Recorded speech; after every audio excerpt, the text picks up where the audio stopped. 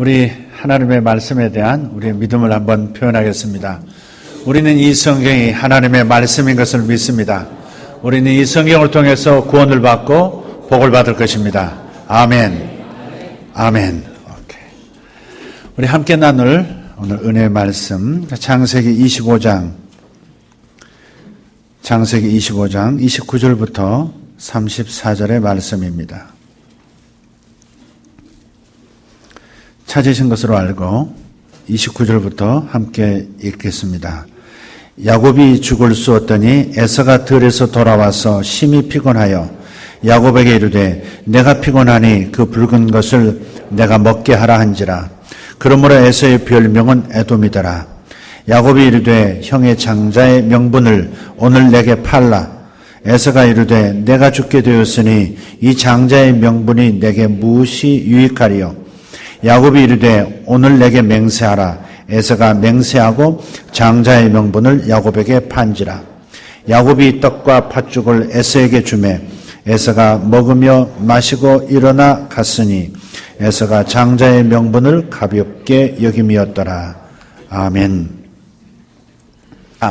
이데오라고 하는 사람의 몸값은 100억도 부르고 200억도 부를 수 있는 사람이에요.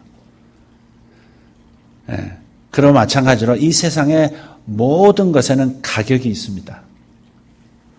사람도 자기가 하는 일에 따라서 가격이 있고요.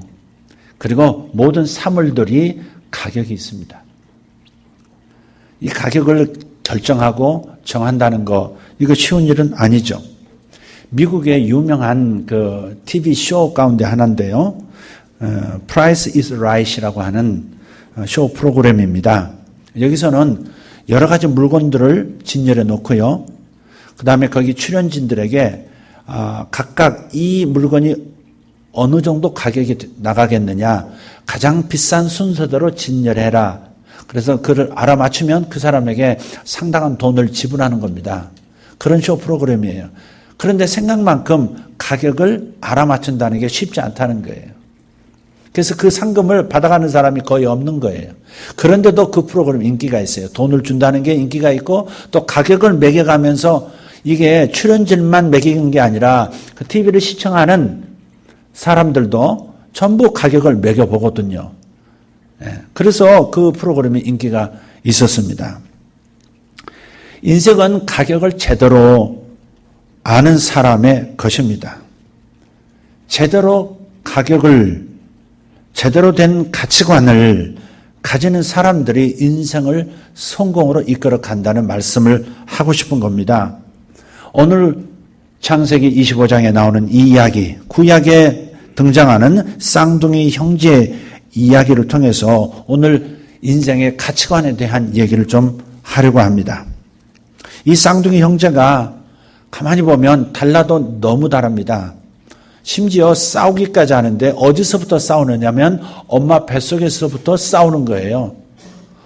보통 애들이 자라면서 발길질하고 손길질 하지 않습니까? 그러면 이제 엄마 배를 이제 발로 퍽 차면 이게 엄마 배가 볼록 튀어나와요. 여러분 연세 있으신 분들은 애 키울 때 그걸 다 이제 잊어버리셨겠지만 이런 부분은 생각나실 거예요. 저도 애가 차요 할 때 배가 볼록해지는 그게 얼마나 신기했는지 몰라요.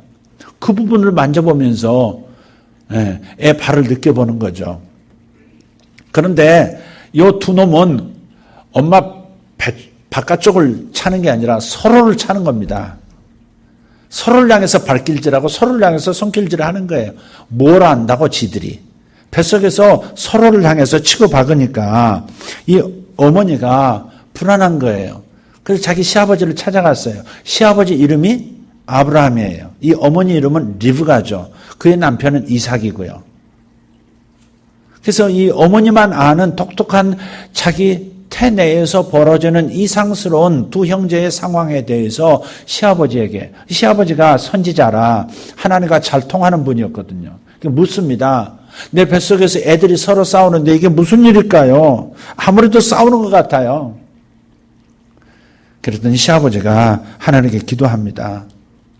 기도하는데 하나님께서 주신 말씀이 내 뱃속에 두 국민이 있구나. 지금은 두 아이지만 장차 이 두 아이를 통해서 두 민족이 선다는 걸 말씀한 거예요. 그런데 큰 아이가 작은 아이를 섬기게 될 것이다. 큰 국민이 작은 국민을 섬기게 될 것이다. 그런 예언적 메시지를 이 시아버지가 받습니다. 그리고 며느리에게 알려줬어요. 근데 이 쌍둥이 이 형제가 태어나면서요, 달라도 너무 다른 거예요. 너무 달라요. 생김새도 다르고, 성격도 다르고, 하는 놀이도 다르고, 무대도 다르고, 너무 다른 거예요. 특별히 가치관이 달라요. 이 불임 부부의 잉태와 이 출산을 통해서 참 재미있는 것을 우리는 발견합니다. 큰애가 이제 나오는데 희한한 일이 벌어졌어요. 생긴 게 너무 특이한 겁니다. 온몸이 붉어요. 인디안처럼 빠르게요. 그러면서 전신에 검은 털로 덮여있는 그런 아이가 태어났어요. 그리고 둘째 아이가 그 먼저 나온 아이, 즉 형의 발뒤꿈치를 잡고 나오는 거예요. 아니, 걔들이 뭘 안다고. 너 먼저 못 나가. 내가 먼저 나가야 돼. 꼭 그러는 것처럼 둘째 애가 형의 뒤꿈치를 잡고 나오는데 그놈은 또 다르게 생긴 거예요. 하얗고 매끈하고 털 없이 이렇게 태어난 거예요. 솜털조차 안 보일 만큼. 큰애를 북다고 해서 에서라고 이름을 지었고요. 둘째 매끈한 애를 붙잡는 자라는 뜻의 야곱이라고 이름을 짓습니다. 그런데 자라면서 이름에 걸맞게 이 두 놈이 자라는 겁니다. 서로 좋아할 수 없는 성격이에요. 하나는 바깥에 나가서 어려서부터 사냥하고 다니는 겁니다. 말 타고 사냥하고 또 사냥한 고기 가져와서 집안 식구 먹으라고 돌리고 뭐 그런 걸 너무 좋아하는 거예요. 그런데 둘째 에서는 꼭 기집애 아닐까 싶을 만큼 성격이 차분하고 조용하면서도 집안에 자꾸 머무는 거예요. 그런데 집안에 조용히 있다고 해서 집안에만 있는 소극적 내향적 아이는 아니었습니다. 사실 야곱을 보면 오늘 본문에서도 엿볼 수 있겠습니다만은 계산속이 빨라요. 뭔가를 이렇게 욕심이 있고 욕심을 조용히 표현하고 결정적인 때 상대를 딱 제압해서 정복하고 다른 사람의 것도 자기 것으로 삼아버릴 수 있는 아주 이렇게 이 머리가 탁월한 그런 아이였기 때문에 집에 있으면서도 그냥 있는 게 아닙니다. 그냥 집안이 어떻게 돌아가는지를 살피고요. 어떻게 목동들을 부리는지, 목축업은 어떻게 해서 번성시키는지, 어떻게 이 양들의 가격을, 이 동물의 가격을 결정을 하는지, 이 모든 것을 집안에 있으면서 본 거예요.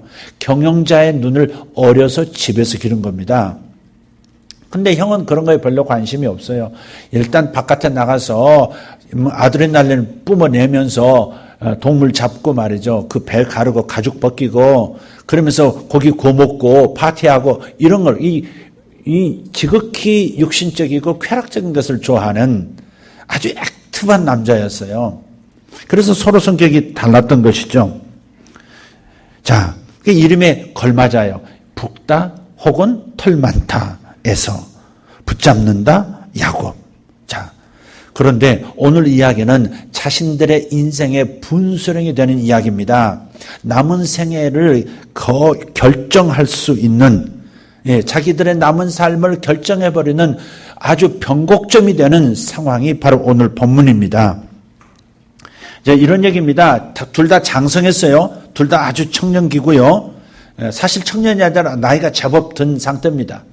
그런데 이 두 사람이 지금 맞닥뜨리는 그런 얘기인데 둘째가 집에서 붉은 죽을 이제 끓이고 있습니다. 저도 어제 저녁에 속이 약간 뭐 이렇게 낮에 먹었던 것이 좀 이렇게 좋게 먹어서 그랬나 어떻게 그것도 아닌데 배부르게 먹었는데도 좀 팥죽을 먹고 싶은 생각이 들어서 요 앞에 가서 이제 팥죽을 이제 사서 먹었습니다. 근데 아마 이 팥죽 같은 거였던가 봐요. 이 붉은 죽을 끓이고 있는데 바깥에서 사냥하다가 피곤한 몸으로 시장에서 뛰어들어온 에서와의 대화입니다. 그래서 에서가 이제 요구합니다. 야, 그 냄새 좋다. 나 그거 좀 한 그릇 다오. 아우, 한 그릇 다오. 그러자 이 야곱이 그 순간을 결정적인 순간처럼 이상하게 말을 합니다. 근데 죽을 한 그릇 줄 테니까 형의 맏아들의 그 명분, 장자권, 장자의 권한을 내게 파시오. 장자의 권한을 내게 주면 내가 이 죽을 주겠어. 그런데 이 정신 나간 이 에서가 형이 자기가 시장하니까 이것도 저것도 계산 안 하는 거예요. 야곱은 철저하게 계산하는 사람이에요. 뭐가 중요한지 뭐가 덜 중요한지. 단지 육체의 배고픔만을 위해서 뭔가를 선택하는 사람은 아니었단 말이에요. 그러나 형은 육체의 감각을 따라서 다른 생각 없이 즉시 행동화시켜버리고 말로 내뱉어버리는 사람이었어요. 신중하지 못한 사람, 한 사람은 신중한 사람이었죠. 그 형이 이렇게 대답합니다. 지금 내가 배가 고파서 죽게 생겼는데 이 장자권이 내게 무슨 소용이 있단 말이냐? 내게 무슨 유익이 있으리요? 하면서 그래 장자권 너야 네가 장남해 이렇게 던져버린 거예요. 에서가 그렇게 말하자 야곱은요 한 번 더 강조합니다. 한 번 더 물어요. 형 맹세를 해 그럼 맹세. 그러니까 그 앞에서 맹세까지 합니다. 내 장자권을 아우 야곱에게 넘김하고 선언을 해버려요. 근데 이스라엘 사람들 특히 유대 사회에서는 요 구두로 말하는 것은 하나님 앞에서 하는 친필로 쓴 계약서만큼이나 중요하게 여겼단 말이에요. 말로 건네면 그걸로 끝인 겁니다. 말로 건네면 그걸 지켜야지. 지키지 않으면 하나님께서 벌을 내리신다라고 하는 이 사회 문화적인 사고방식이 있었던 거예요. 아주 전통이에요. 그러니까 에서는 깊이 생각 없이 그냥 장자권을 내가 말로 한다고 해서 약속은 하지만 쟤한테 넘어가겠어? 내가 장남으로 태어났는데 아버지가 나를 장남으로 여기는데 그리고 집안에서 이미 결정됐는데 내가 쟤한테 이렇게 말했다고 해서 그것이 그렇게 중요하겠어? 그렇게 생각한 것 같아요. 장자권 너에게 넘긴다, 맹세한다 이랬어요. 근데 하나님 앞에서 성경에 기록된 내용을 보면 이거 정말 정신 나간 거래인 거예요. 아주 바보 에서입니다. 가치 영역에서는 정말 에서는 바보예요. 세상의 모든 가격들이 있다고 그래요. 세상의 모든 사물은 가격이 있다고 그랬잖아요. 사람부터 시작해서 사람이 만들어낸 하나님께서 만든 이 자연세계 모든 것이 다 가격표가 있단 말이에요. 이 땅은 얼마, 이 나라는 얼마, 어느 정도의 국가, 전부 가격표가, 이런 국가 단위에서부터 시작해서 작은 볼펜 한 자루에까지 가격표가 있단 말이에요. 근데 사탄이라는 놈이 인간 사회에 들어와서 이 가격표를 엉망진창으로 섞어버렸단 말이에요. 하나님이 가장 중요하고 하나님과의 관계가 가장 중요하다고 하는 이 가격표를 이 순위로 밀어내버리는가 하면 네가 세상의 중심이 되어야 돼. 하나님보다 네가 더 중요해. 네가 높아져야 돼. 네가 하나님같이 될 수 있어라고 하는 엉뚱한 가격표를 뒤바꿔 놓는 일을 해버린 거예요. 가치관에 혼돈이 일어난 거예요. 그래서 사람마다 가치관이 다르고 사실은 가장 중요한 가치, 하나님과 관계된 가치는 가장 중요한 가치로 항상 구별되어 떼어나와야 하는데 이게 뒤섞여진 그런 상태로 살아가는 사람들의 모습을 우리는 발견하게 됩니다.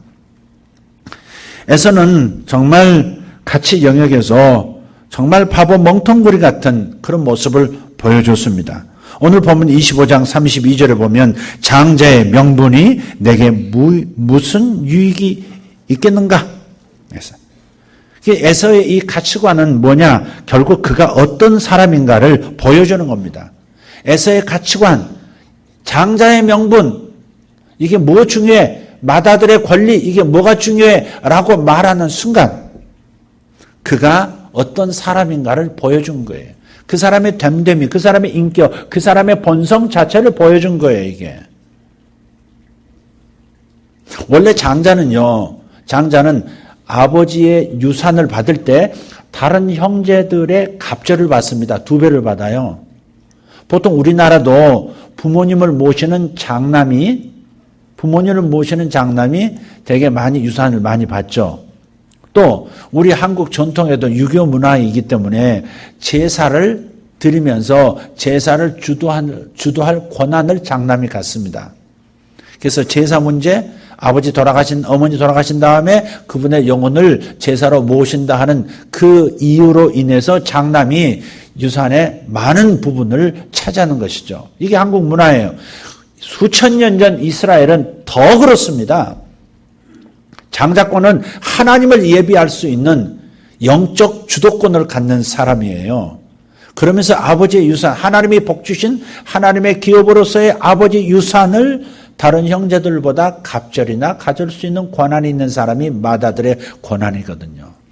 그러니까 지금 당장 죽 한 그릇과 장차 내가 아버지로부터 받을 물질적 유산만 비교해도 이게 엄청난 비교할 수 없는 가치임에도 불구하고 그 일순간순간의 선택이 그냥 바보 선택을 한 거죠. 이게 에서의 인격이었고 에서의 됨됨이었고 다른 말로 하면 에서의 가치관이 어떠함을 보여준 것이에요.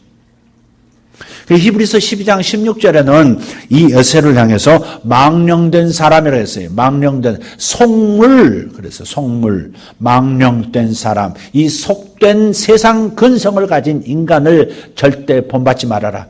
그가 훗날 깨닫고 눈물로 이 상황을 되돌이키려 했으나 이미 엎질러진 물이었다라고 성경은 말씀하고 있습니다.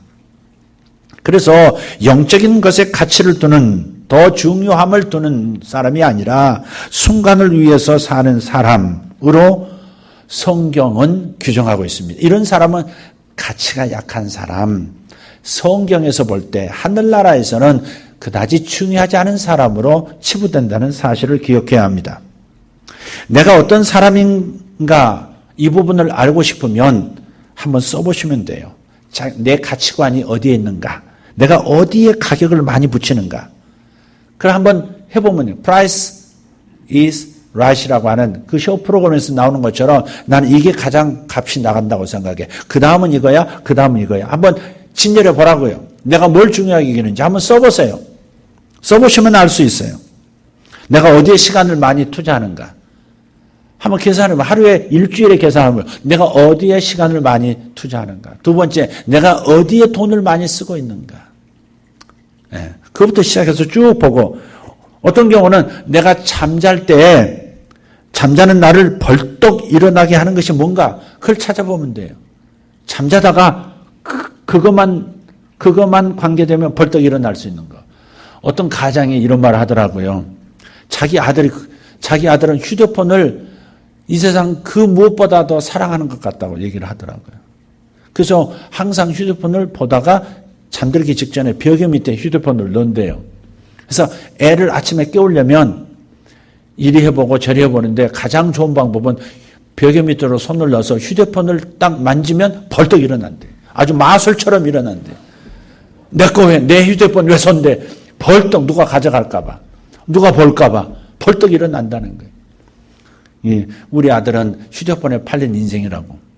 아마 요즘 아이들이 그런지도 모르겠어요. 가장 소중한 것 1순위, 2순위 골라보라면 손가락 안에 휴대폰이 들어갈지 모르겠어요. 정말 엘리베이터 타도 느껴요.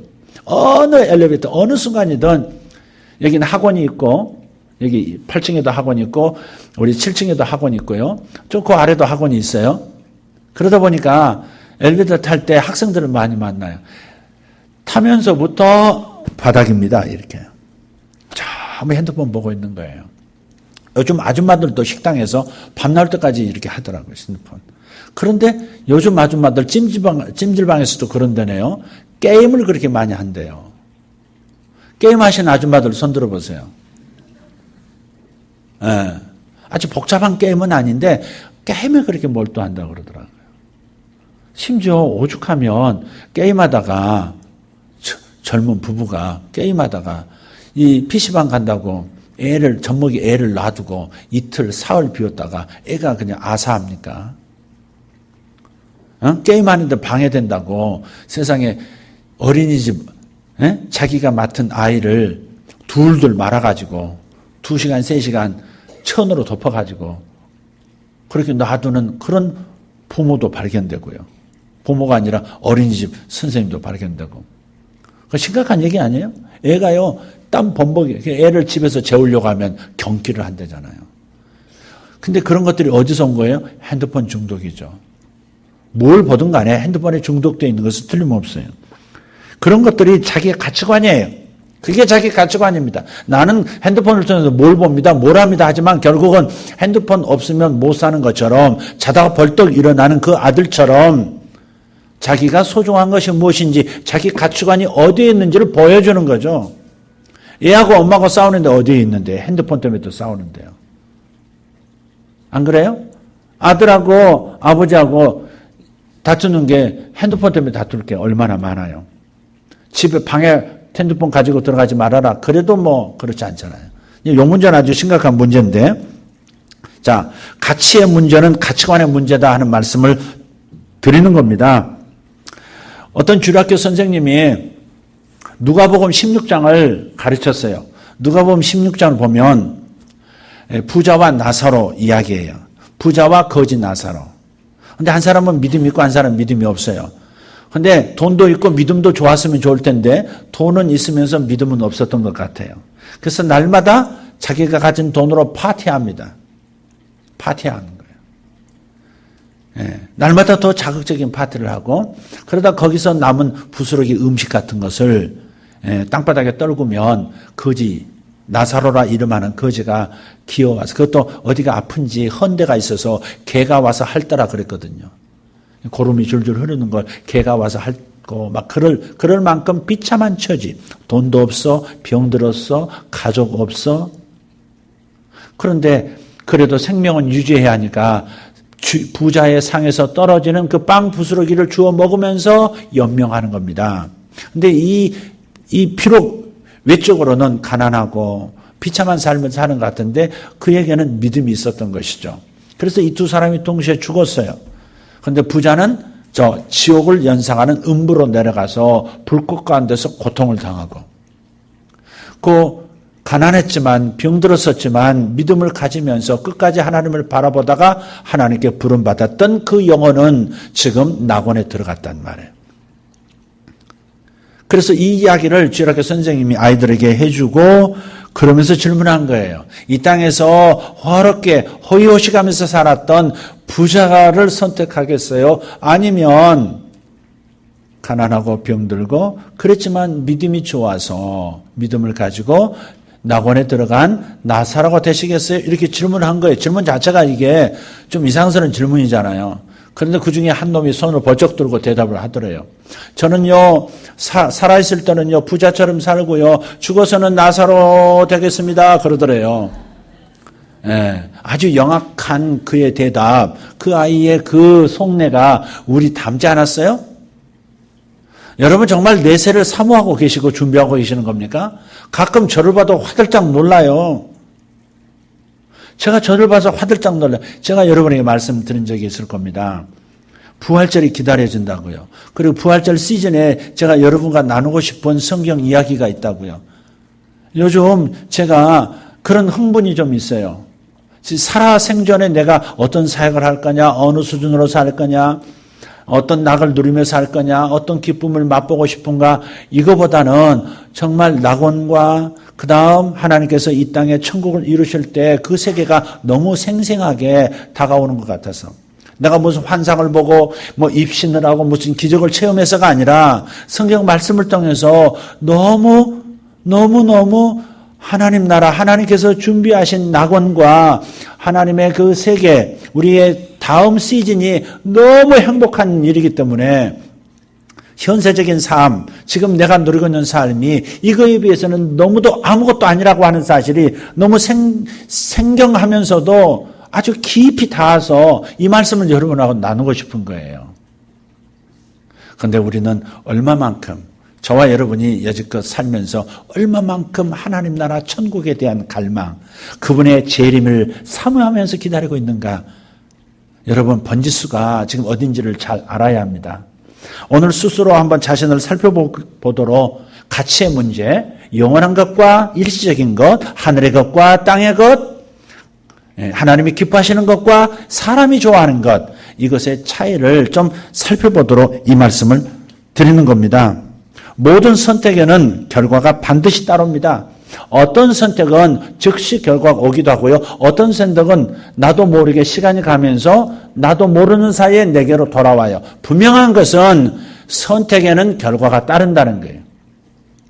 제가 이번에 집회 갔던 지난 주일 오후부터 3월 2일 수요일까지 3박 4일 집회를 했던 교회는 저 시흥에 있는 과림교회라는 교회입니다.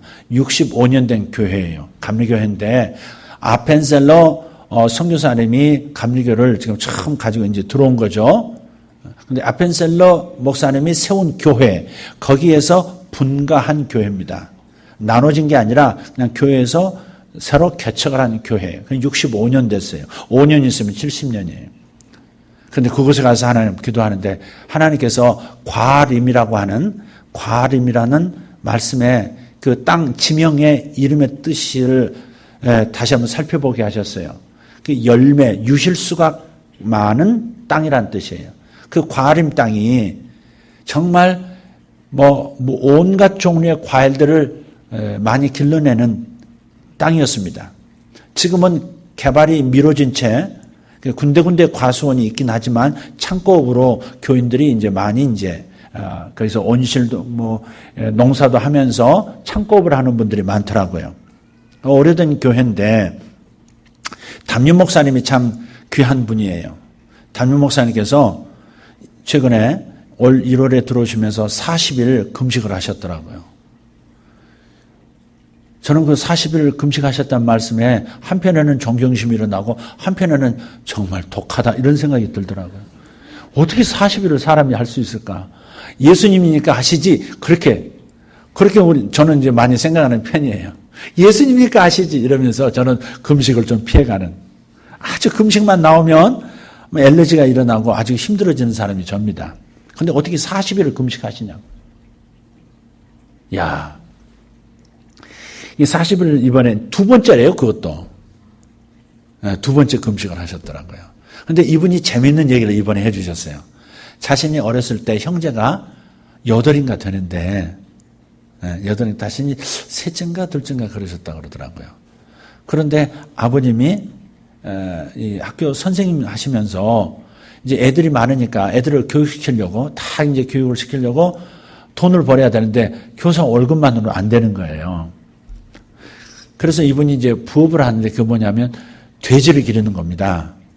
돼지를 기르는데 돼지가 이분은 수돼지 한 마리만, 아주 좋은 종자 수돼지 하나만 데리고 있었대요. 그래가지고 동네에 암돼지들을 이제 새끼 베게 하려면 1년에 2차례씩 새끼를 베거든요, 돼지는. 그럼 보통 10마리, 12마리, 많은 12마리 정도 나요.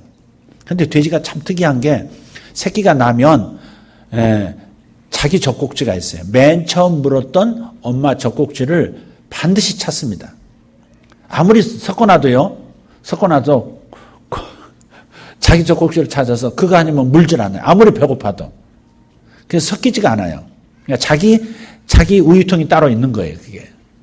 그런데 이 사람들이 이제 농사를 지면서 돼지 한 마리 팔아서 학비 보태고 또 돼지 한 2-5마리 팔아서 딸 시집 보내고 그러는 거거든요, 옛날 사람들이.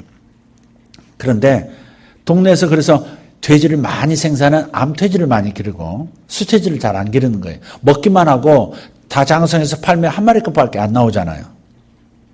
그러니까 수돼지를 안 길러요. 암돼지를 길러서 많이 생산하는 것을 목적으로 해요. 그러니까 근데 이 목사님 아버님은 그 수돼지, 좋은 종자 수돼지만 한 마리 기른 거예요. 그래서 동네에서, 이웃 마을에서 새끼 갖고 싶다 그러면 몰고 가서 이제 교미시켜서 짝짓기 해서 새끼를 베게 하는 겁니다. 그걸로 이제 한번 새끼를 베고 새끼를 낳으면 한 마리 주는 거예요. 그게 이제 종자 수돼지를 이제 제공하는 대가죠. 근데 문제는 자기가 어린데 초등학생인데 아버지가 어려서부터 성실하셨대요. 근데 아버지가 꼭 자기를 시키신대. 학교 일에 바쁘거나 다른 일에 바쁘시면 성진아, 그분이 이자 성자 진짜세요. 성진아, 돼지 몰고 저쪽 마을에 아무개집 가서 저기 짝짓기 시키고 오너라. 그러면 이제 수퇴지를 몰고 가는 거예요. 짝대기 하나 들고 뒤에서 살살 몰면서 딴청 부리면 한 대 때리면서 몰고 가는데 그게 몇 년간 그걸 하는데 그게 그렇게 부끄럽더래요. 수퇴지 몰고 짝짓기 시키러 가는, 장가 보내러 가는 자신의 모습을 이 학생들, 동네 어른들 어떻게 볼까? 이게 어려서부터 너무 부끄럽더래요. 그래서 자기가 그래서 수퇴지 몰고 다니면서 숫기가 없어졌다는 말을. 그래서 너무 상처가 될 만큼 너무 괴롭다, 너무 부끄러워. 커서도 그 생각만 하면 얼굴이 화끈거리고 너무 괴롭다는 거죠. 근데 어느 순간에 기도하다가 깨달았대요. 주의 종이 되기로 결심한 다음 기도하다가 그 하나님께서 그 상처를 다 씻어주시고 자유를 얻었다는 거예요. 여러분, 그런 마음의 선택 하나조차도 마음에 내가 상처로 갖고 있을 건가, 부끄러움으로 갖고 있을 건가, 아니면 나를 더 성장시키는 사람으로 하나님께서 환경을 사용하셨는가, 이것에 대한 선택이죠. 자기가 지금은 어떤 사람을 만나도 어떤 상황을 만나도 당황하지 않는데요. 그런데 이런 기질, 어떤 사람을 만나도 인내할 수 있고 어떤 사람을 만나도 품을 수 있고 기도하면서 기다릴 수 있는 이러한 성품이 길러진 것은 바로 수태지 때문에 그렇다는 거예요. 부끄러워도 계속 그걸 해야 하면서 창피해도 그것을 몰고 나가야 되는 자기의 상황, 그것이 자기를 타인의 이 눈길, 타인의 관심, 타인의 시선으로부터 자신의 마음을 뭔가 지켜낼 수 있는 그런 근성이 좀 생겼다는 거예요. 더군다나 남은 그 잔재, 부끄러웠던, 수치스러웠던 그 감정은 주님께서 성령으로 내척치유를 해주셨고요. 그래서 자기에게 남은 것은 그때 인내를 배웠고, 그때 참음을 배웠고, 그때 사람을 수용하는 법을 배웠고, 그때 바로 다른 사람과 상관없이 내 중심을 지키며 살아가는 법을 배웠다고 얘기하시더라고요. 그러면 참 그 얘기가 참 전 인상 깊었어요. 돼지 얘기가 나왔으니까 말씀을 드린다면, 주님께서 이렇게 말씀하셨어요. 가치를 모르는 사람에게 가치 있는 것을 주지 말아라. 성경 어느 구절이 있을까요? 모르시죠? 마태복음 7장 6절이에요. 진주를 돼지에게 던지지 말라. 보석을 개에게 던지지 말라. 개한테 보석 탁 던지잖아요. 그러면 왜 나를 돌멩이로 던지는 거야 하면서 으르렁거리죠. 돼지에게 진주 던져보세요. 탁 뭐 반짝반짝 떨어지는 거 보면 이게 뭐 먹을 건가 하고서 냄새 맡고 입에 넣어보죠. 돼지는 진주의 가치를, 개는 보석의 가치를 모르죠. 그런데 에서가 그렇다 이 말이에요. 에서가 바로 개와 돼지와 같았다는 거예요. 진짜 가치 있는 것을 가치 없는 것으로 내던져 버린 거예요. 태어나면서부터 획득되어진 이 장자권, 얼마나 자기 남은 인생에 너무 소중한 것인데 그것을 어쩌면 가치 없게 그렇게 팔아 넘겨버렸느냐 하는 거예요. 모든 선택에는 결과가 따른다고 말씀드렸듯이 에서의 이 선택에 결과가 따랐죠. 에서의 이 가치관에, 전도된 가치관에 잘못된 선택, 이것이 에서의 일생을, 에서의 후에 에돔 민족의 운명을 지은 거예요. 하나님께서는 에서를 통해서 에서의 후예를 선택된 민족, 메시아의 가문으로 만드실 수도 있었어요. 장자권을 계속 이어갔다면. 그런데 장자권이 야곱에게 넘어감으로써 야곱의 후예인 이스라엘 민족이 하나님의 선택된 민족이 되었고, 그리고 거기에서 메시아께서 탄생한 것이죠. 그래서 갈라디아서 6장 7절 8절에 사도 바울은 우리에게 경고합니다. 스스로 속이지 말라. 하나님은 업신여김을 받지 않으신다. 너희들이 육체를 위하여 땅에 썩어질 것을 심으면 땅에 썩어질 것을 거두게 된다. 그러나 성령을 위하여 심으면 성령으로부터 생명, 영생을 얻게 되느니라. 그렇게 말씀하셨어요. 여러분은 썩어질 것만을 뿌리고 거두는 분들 되지 않기를 축복합니다. 하늘의 것을 취할 수 있는 저와 여러분 되기를 축복합니다. 할렐루야. 마지막 얘기처럼 여러분에게 드리고 싶습니다. 19세기 러시아에서 있었던 아주 바보에서 같은 선택 이야기입니다. 1867년 3월 30일에 결정된 건데요. 러시아 정부가 알래스카 땅, 그러니까 러시아 저 극동으로 해서 섬 몇 개, 쿠릴 열도 지나면 거기 알래스카, 캐나다 위에 알래스카가 이렇게 있지 않습니까? 아시죠? 캐나다 바로 위에 있는 지도상으로 보면, 위성 사진을 보면 하얗게 얼음과 눈으로 덮여 있는 땅, 엄청난 덩어리의 땅이죠. 그 땅을 춥고 쓸모없다 해서 러시아 정부에서요, 미국 당시 국무장관이 윌리엄 시워드라고 하는 분이었는데, 이분과 거래를 통해서 7,200만 달러, 7,200만 달러면 얼마죠? 알아서 계산하십시오. 7,200만 달러의 그 엄청난 땅을 넘겨준 거예요. 근데 미국 국회에서도 또 난리가 났어요. 러시아 정부 사람들하고 똑같은 머리죠. 아니, 그 쓸모없는 땅을 뭐하러 사가지고 돈을 낭비하는, 국가 재정을 낭비하느냐고. 왜 국회 동의도 얻지 않고 정부에서 임의대로 그 거금을 낭비했느냐고 항의가 빗발쳤어요. 그때 이 시워드라고 하는 분이 그렇게 얘기합니다. 국회에서 직접 조사해 보십시오. 저는 그렇게 믿습니다. 하나님이 지으신 것은 쓸데없는 것이 없다고 나는 믿습니다. 그렇게 얘기한 거예요. 사실 거기를 다 조사해보고 산 건 아니에요. 그러나 이 신앙인 국무장관 시워드의 마음에는 하나님께서 쓸모없는 것을 만드실 이유가 없다고 하는 확신을 가진 거예요. 그래서 틀림없이 저기에는 뭔가 비밀이 있다고 생각을 한 거예요. 지금은 동토의 땅이고 아무 쓸모없는, 사람이 가서 살 수 없을 것 같은 땅이지만 틀림없이 뭔가가 있다고 확신한 거예요. 하나님은 쓸데없는 것을 만들지 않으신다. 아멘. 네, 옆에 분에게 한번 이렇게 쳐다보면서 하나님은 쓸데없는 사람을 만들지 않습니다. 이렇게 얘기하시죠. 당신은 쓸모 있는 인생이에요. 이유가 있어서, 가치가 있어서 여러분을 세상에 보낸 겁니다. 아멘입니까? 하나님의 계획에는 여러분은 위대한 하나님의 계획이 여러분 안에 잠재되어 있어요. 그것을 끌어내기를 축복합니다. 그래서 미국 국회에서 조사단을 만들어서 알래스카를 조사 시작해서 수년간 조사했는데요. 그 지하에 엄청난 석유가 지금 있는 거예요. 엄청난 석유 저장고였고요. 또 이 빙판 아래, 알래스카 얼음 땅 아래쪽에는 세상에서 정말 귀한 어족들이, 진미, 생선들이 막 군락을 이루고 번성하고 있었던 거예요. 그러니까 엄청난 광물들도 많고요.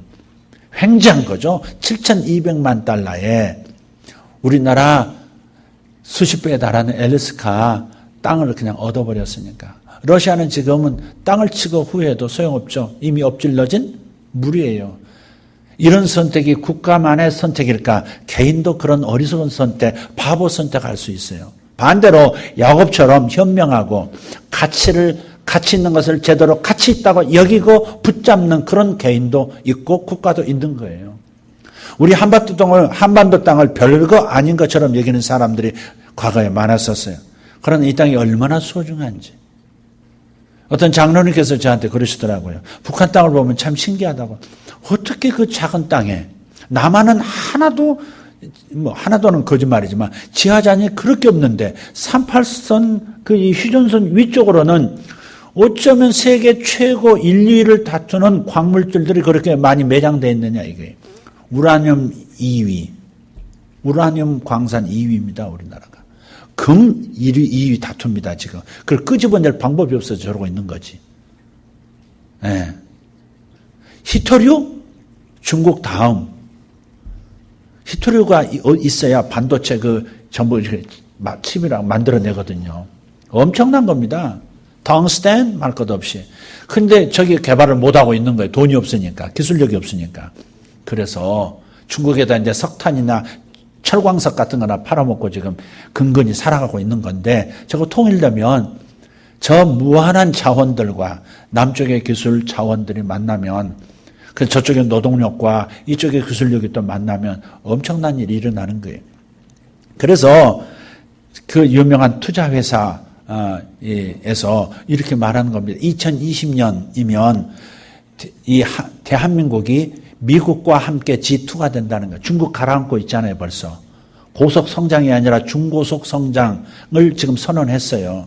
7%, 6%, 6.5%에서 7% 성장할 중속의 성장. 이제 중국의 고속은 이제 끝난 겁니다. 끝난 겁니다. 이제 민주화 문제 남았죠. 빈부격차 문제 남았죠. 소수민족 남았죠. 이 절대 권력한 일당 독재 남았죠. 이 문제가 산적해서 경제 문제가 이렇게 계속해서 발전 못하면 틀림없이 제대로 먹여 살리지 못하면 일어날 것이 일어나게 되어 있습니다. 그래서 어쨌든 골드만삭스에서 대한민국이 2020년이 되면 미국과 함께 G2가 된다고 그래요. 일본도 아니고 독일도 아니고 인도도 아니고 어떻게 대한민국과 미국이 G2가 함께 G2가 된다고 얘기했을까? 그냥 말한 게 아니라 이 말이죠. 단 조건이 있다. 북한과 남한이 통일이 되면 한국과 북한이 통일이 되는 것을 전제로 해서 G2가 된다고 말한 거예요. 그만큼 북한 땅의 가치를 잃고 있는 것이고 우리 남한 땅의 가치를 잃고 있는 거예요, 지금. 세계적인 투자 회사의 그 장사꾼들의 시선은요, 정치인들보다 빠르다는 사실을 기억해야 합니다.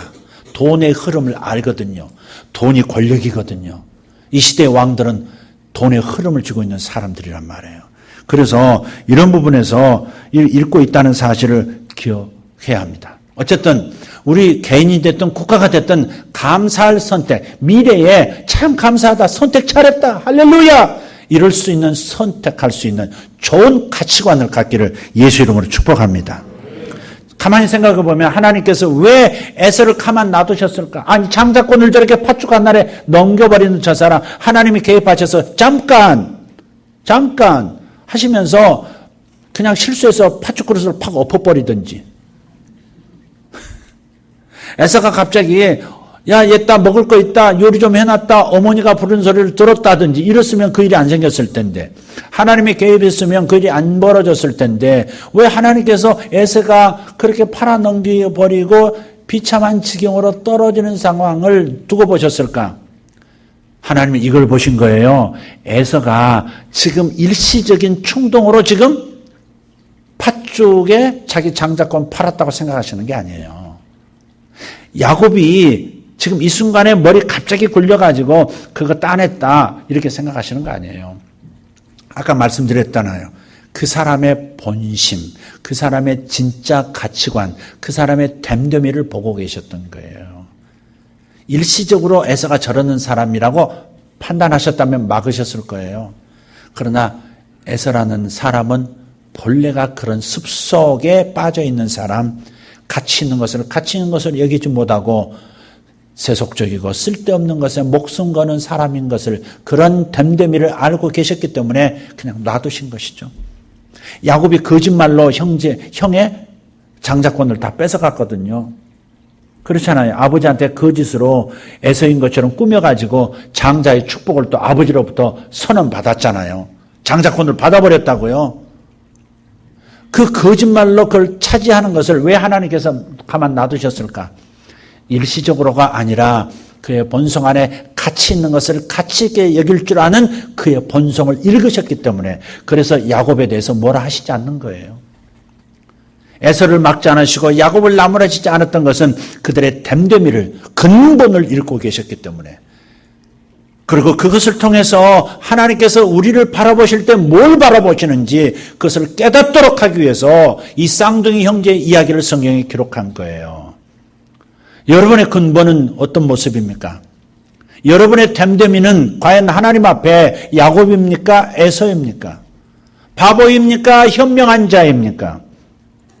여러분의 가치관은 올바른 데 가치를 두고 있는 사람입니까? 아니면 뒤집혀진 가치관을 가지고서 착각하며 살고 있는 사람입니까? 분별해야 합니다. 혹시 여러분도 하나님께서 마태복음 7장 6절의 말씀처럼 쟤한테는 보석 던져서는 안 된다, 쟤한테는 그 귀중한 진주 던져주지 말아라, 이런 대상은 혹 아닙니까? 여러분, 그래서 여러분이 변화돼야 하는 것 중에 가장 중요한 것은 가치관이 변화하는 겁니다. 가치관이 변하도록 여러분이 노력해야 되고 진단해야 되는 거예요. 가치관이 올바른 가치관, 성경적인 가치관, 그래서 하나님의 사랑과 하나님의 복을 받을 수 있는 가치관이 되려면 여러분 일단 여러분이 거듭나셔야 합니다. 하나님을 믿고 예수님을 통해서 자신이 죄인인 것을 깨닫고 죄인인 자신을 위해서 십자가에서 대신 목숨 버려주신, 나를 구원하시기 위해서 예수님께서 십자가에서 죽어주신 것을 믿고 하나님의 자녀로 거듭나셔야 합니다.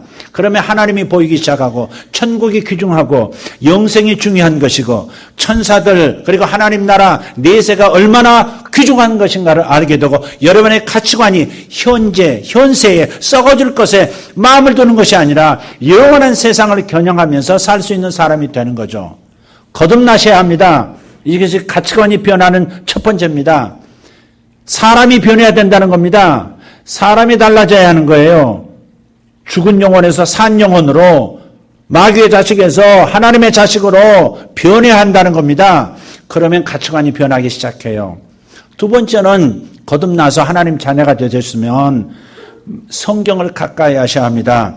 끊임없이 예배를 통해서 선포되는 말씀을 들으셔야 하고, 아멘. 지금 아멘 하셨지만 저녁 예배까지 끌고 들어오면 아멘 적어져요. 아멘 저 뒤에서도 크게 하셨는데 저녁 예배 끌고 들어오면 아멘 안 나올 거예요. 근데 문제는 여기 있어요. 저녁 예배를 늘 찾고 저녁 예배에서 은혜를 받던 분들이 저녁 예배를 찾지 않고 있다는 사실이에요. 성가대에도 있어요. 저녁마다 예배를 참석하던 사람이 안 나오는 사람이 있어요. 돈을 벌어야 되는 거죠. 이해해요. 여러분 회중 가운데서도 있어요. 이해해요. 돈을 벌어야 하고 만남도 있어야 되고 관계도 맺어야 되고 이해하고 충분히 나도 그거에 대한 경험이 있는 사람이에요. 그러나 가장 중요한 것을 팔아넘기는 애서는 되지 말자는 거죠. 여러분 혼자 힘쓰고 애써서 거둬들인 것이 얼마나 됩니까? 거둬들였다 할지라도 그것은 사실은 이 땅에서 필요한 썩어질 육신을 위한 썩을 양식이죠. 주님께서 초점을 맞추고자 하시는 것은 영생하도록 만들어주는 영원한 생명이 풍성해지도록 할 뿐 아니라 먼저 그의 나라와 의를 구한 사람에게 모든 것을 더해주겠다고 하시던 그 약속을 기억하라는 겁니다. 그걸 잃어버린 채 예배를 등한히 하고 자신이 예배 자리에 있던 사람이 예배를 잊어버리고 돈벌이 현장에만 계속 가 있는다면 과연 얼마나 수확을 거둘 수 있을까? 당신의 이윤이 영원할까? 그렇지 않을 수 있다는 겁니다. 예배를 팔아넘기면서 돈을 벌겠다고 혈안이 된다면 당신의 사업은 이미 실패한 거예요. 절대 예배를, 자신이 소중히 여기던 예배를, 남보다 더 소중히 예배의 가치를 알았던 사람이 예배 가치를 상실한다면 이미 잘못 나가고 있는 거죠. 바보 에서의 선택을 하는 거예요. 정신 차리고 다시 진단하시고 예배 자리를 소중히 여기는 사람으로 돌아오시기를 예수 이름으로 축복합니다. 거듭나야 합니다. 성경을 가까이 해야 합니다. 그래서 가치 전쟁에서 승리하시기를 바랍니다. 하나 더, 두 가지 더 말씀드리면 여러분의 가치관이 변하려면 예수님과의 관계를 깊이 가지셔야 돼요. 멀찌감치 따라가다가 베드로가 시험 들었잖아요. 예수를 멀찍이 따라가다가 시험 들었어요. 성경에 분명히 되어 있어요. 십자가를 지고 와요. 예수가 잡혀가시는 그 광경을 가까이서 가는 게 멀찌감치 따라가다가 시험 든 거예요. 예수님을 바짝 따라갈 때 시험이 안 듭니다. 시험이 와도 지나가요. 이길 수 있어요. 그런데 예수를 멀찍이 따라가는 사람에게 시험이 옵니다. 동물의 왕국 영상을 보십시오. 사자와 하이에나가 어떤 동물을 노려요? 뒤처지는 것. 멀찌감치, 물 위에서 멀찌감치 떨어진 그 동물을 노립니다. 여러분 바싹 오셔야 돼요. 바싹 오셔야 돼요. 명목상의 그리스도인 말고 예수님을 바싹 따르세요. 아멘. 예수님을 좀 바짝 따르세요. 당신 지금 멀어져요. 멀찌감치 따라오고는 있어요. 희미하게 따라와요. 주님이 보일 듯 말 듯, 교회가 보일 듯 말 듯. 이렇게 따라오고 있는 거예요. 그럼 굉장히 시험에 노출되고 사탄의 노림수에 노출된 사람들입니다. 그러니까 주님을 바짝 따라오세요. 예수님과의 관계를 통해서. 여러분, 제가요 결혼 25년이 됐어요. 25년 전 나하고 25년 후에 나는 정말 달라요. 가만히 생각해봐도 결혼 전에 나, 지금의 라이프 스타일이 너무 달라졌어요. 음식, 옷 입는 거, 말하는 거, 대화하는 관계 맺는 거 전부 달라졌어요. 왜 그래요? 같이 둘이서 살다 보니까 내 가치관이 변해간 거예요. 그런 행동도 다르고 사고방식도 다르고 말이 다른 거예요. 삶의 모양이 다른 거예요. 관계가 중요한데 예수님과 관계를 깊이 맺으시면 여러분의 가치관은 예수님의 가치관으로 변하게 될 줄 믿습니다. 하나 더, 좋은 교회 공동체의 삶 속에서 함께 삶을 나누셔야 돼요. 나는 따로 국밥 안 돼요. 나는 따로 국밥, 그런 사람들 많이 있습니다. 어제 교회에 적을 두지도 않고 그냥 숨어서 다니는 거예요. 성지순례, 오늘은 이 교회, 내일은 저 교회, 한 달은 이 교회, 이런 거예요. 이게 아주 심각한 거죠. 교회 공동체 안에 수속돼서 영적 가족이 되어야 가족 안에서 흘러나오는 하나님 나라 가치를 자신도 모르게 습득하는 거거든요. 제가 책을 많이 읽는 사람이에요. 그래도 평균보다는 많이 읽을 것 같아요. 한 달에 한 권 안 읽는다니까, 한국 사람이. 한 달에 한 권은 아니거든요. 그러니까 조금 많이 읽는 편이에요. 근데 여기 어디서 생겼어요? 우리 어머니께서 만화를 좋아하셨어요. 참 모르겠어요.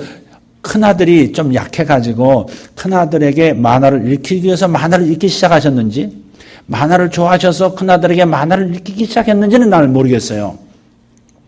어머니에게 지금 물어볼 기회가 없어가지고 몰라요. 그런데 아주 어려서부터 2살, 3살 때부터 마침 저희 고모님, 고모부가 만화방을 했거든요. 만화를 이만큼씩 가져다가 읽히는 겁니다. 너무 재밌어요. 산호 만화부터 시작해서 굉장히 재밌게. 그래서 제가 4살, 5살 때 글을 깨우쳤다니까요. 제 나이 때 줄줄 아무 책이나 뜻을 몰라서 그렇지 줄줄 읽었단 말이에요. 많지가 않았어요. 초등학교 1학년 들어가면 점선, 세모 그려놓고 따라 그려보세요 뭐 이랬거든요. 시옷 점점점 지읒 점점점 해가지고 색연필로 따라 그려보라 그랬거든. 1학년 들어가면. 그런데 4살 5살에 책을 줄줄 읽었으면 빨리 읽힌 거죠. 왜? 가정 문화가 그래서 그런 거예요. 여러분이 교회 안에 들어와서 함께 신앙생활하는 건 매우 중요해요. 교인으로서 정하고, 소속도 남성교회 여성교회 목장 정하고요. 익명의 신자로 남는 건 난 이것만 봉사하겠습니다. 여기만 맛보겠어요. 이거 굉장히 위험한 겁니다. 진짜 가치관이 변하지 않아요. 그런 사람들은. 미안한 얘기입니다. 정말 가치관이 변하지 않습니다. 1년 믿었는데 10년 믿었는데 여전히 그 사람이 그 사람입니다. 왜? 공동체 안에 안 들어왔기 때문에.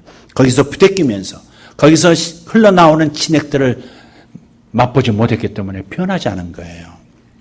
그래서 이 4가지, 거듭남, 성경, 하나님 예수님과의 관계, 그리고 교회 공동체, 이것을 통해서 여러분이 확 변하는 역사가 있기를 바랍니다. 할렐루야. 뉴욕 5번가에 가면 7층 건물 하나가 있습니다. 카루치 보석상 건물입니다. 이 유래가 있어요. 이게 한 여인이 맨하탄 거리를 걷다가요, 보석상에서 보석을 봤어요. 보석들이 있는 아주 큰 천연 진주로 된 건데 가격을 물어보니까 160만 달러. 지금부터 상당히 오래전 얘기예요. 160만 달러예요. 남편한테 부자 남편한테 사달라고 졸랐는데 남편이 거절한 거예요. 망해야 돼, 그런 사람은. 아내가 요구하는데 안 사주고. 근데 이렇게 요구하는데 안 사줬어요. 그런데 남편이 안 사주니까 자기 친정으로부터 유산으로 받았던 이 7층짜리 건물, 요 건물을 160만 달러로 치고, 그 진주 목걸이하고 바꾼 거예요. 근데 문제는 그 다음에 생겼어요.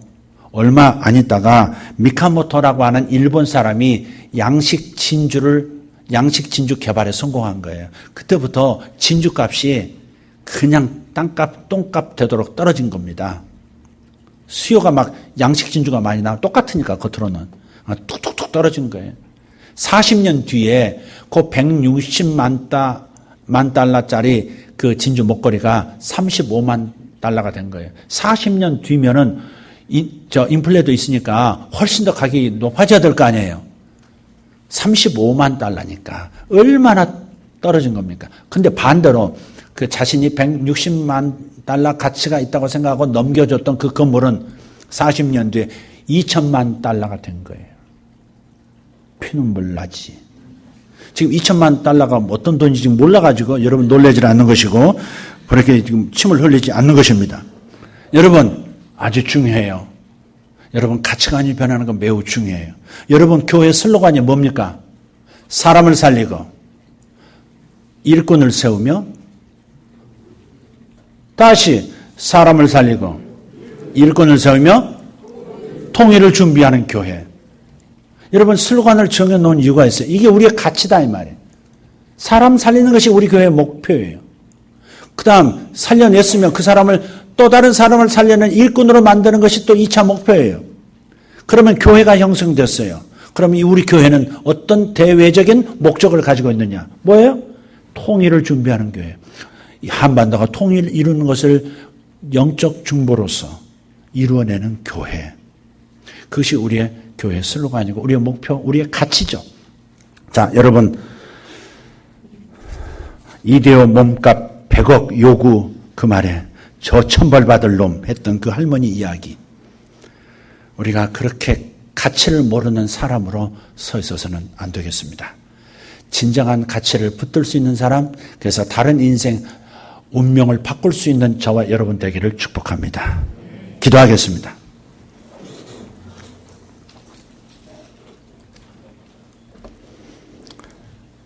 하나님 감사합니다.